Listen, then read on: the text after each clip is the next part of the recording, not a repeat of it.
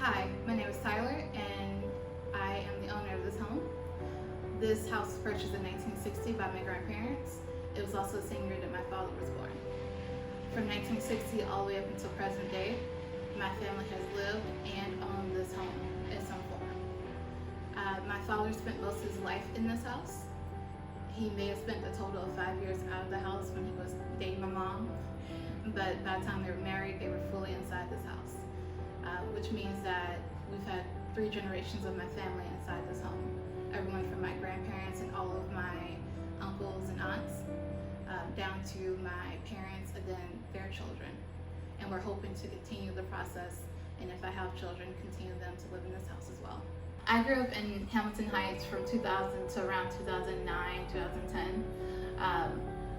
And from that time period, it was all of my childhood. I was born in 95, so that was like all the memorable parts of my childhood was spent in this home and in this neighborhood.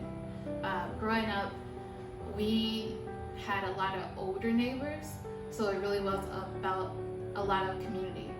It was really about community building, and I knew all my neighbors. There's almost no houses on the street that haven't been either on the front porch of them playing with kids or in their basements playing, which is something that would make people scared now. The reason why we left, or most of my family left from this house in around 2009, 2010, is because lead was detected in the house and we had lost 2 pets at that point. So my dad made the decision to have me and my mom and my younger brother to move out while he tried to do renovations in the house to make it a little bit more safe. But that was also around the time that the recession hit. And so he lost his really good job, and for a while he was unemployed. And then once he did get a job, he worked very odd jobs. And so he couldn't maintain 2 separate households.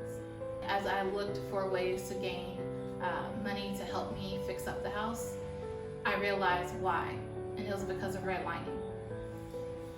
I was not aware that my grandparents had really suffered from that. I was aware of what redlining was, but I didn't know the extent or the damage it can do to a neighborhood until I really started trying to get funding for this house.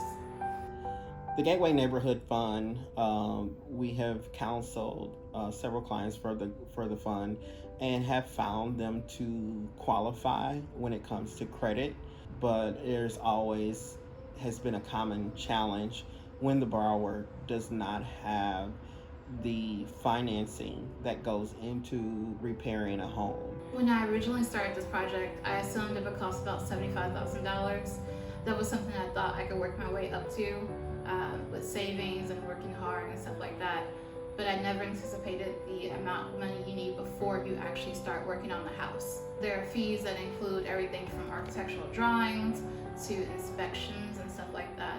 And I just never thought about that because I never did a project this big. There's a lot of pre-development costs that goes into that, and most often the borrower does not have that cost. These costs could be anywhere from architectural plans needing to be drawn up or for demolition because they purchased an LRA, and that seems to slow down the process in getting them approved for the Gateway Neighborhood Fund. When I look at this house, not only do I see the potential of restoring something so historic, but I also see just holding on to memories of my father.